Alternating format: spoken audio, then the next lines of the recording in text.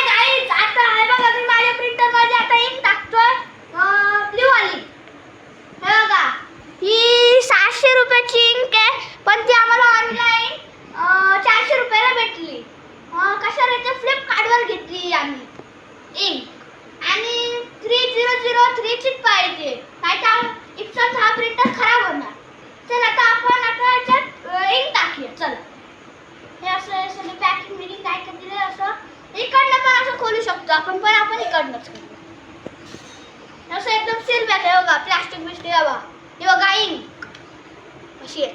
आता आपण कापूया बघा कैची.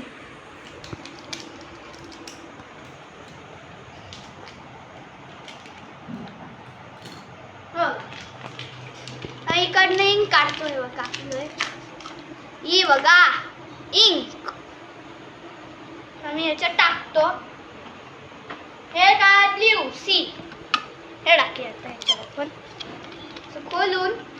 हे बघा हे असं आहे, डायरेक्ट असं तर असं लावायचं आहे बघा. आता इंक चालली आहे इकडे ना दिसणार बघा, येते येते बघा, भरते भरत चालली, ती फुल होणार आता बघा. सगळं असं आहे